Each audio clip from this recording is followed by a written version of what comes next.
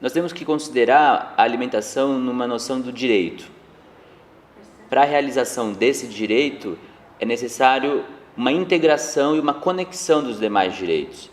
Para ter uma boa alimentação, é necessário ter um lugar de moradia. É preciso ter o acesso à terra e à água.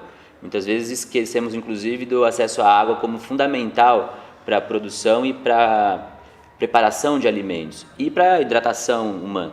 Então, é fundamental pensarmos também, além do trabalho, da terra, pensarmos a educação, o direito à educação, como um mecanismo que contribui para a exigência de direitos, a exigibilidade de direitos, e também as pessoas terem condições de fazerem boas escolhas, saberem o que vão se alimentar.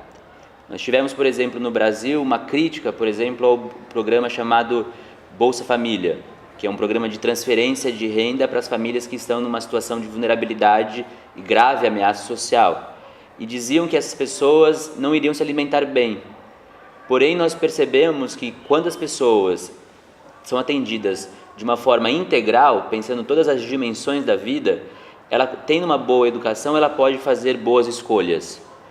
Como preparar um bom alimento, como cultivar os seus hábitos culturais, pensar nas tradições, que são essas respostas que vão favorecer uma alimentação diversificada, variada e com as dimensões culturais que envolvem aquela comunidade, aquele povo no seu dia a dia.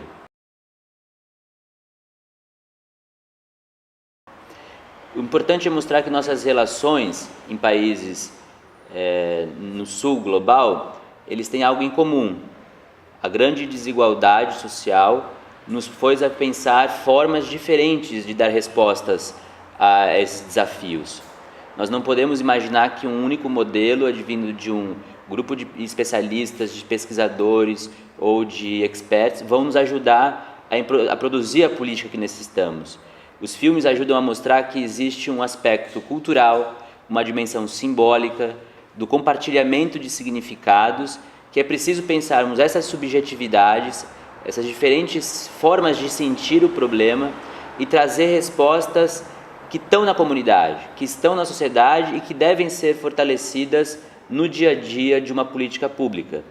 Também os filmes ajudam a pensar que existe também uma cinematografia, um olhar para o problema social, o problema da alimentação, e que diferentes olhares registram como isso acontece.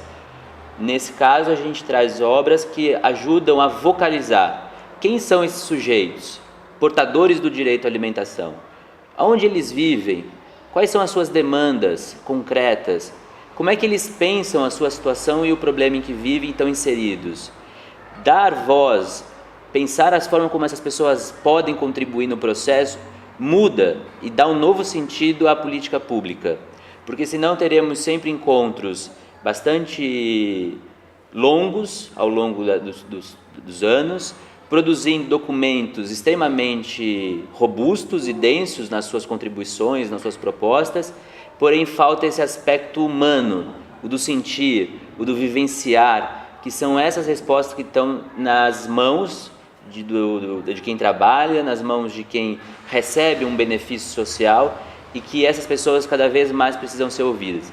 E quando não ouvidas, nós sabemos que Josué de Castro já apontava isso na década de 40, quando não ouvidas, essas pessoas se insurgem. E desses movimentos de insurgências produzem um novo, que é uma indignação à realidade que temos vivenciado nos nossos países.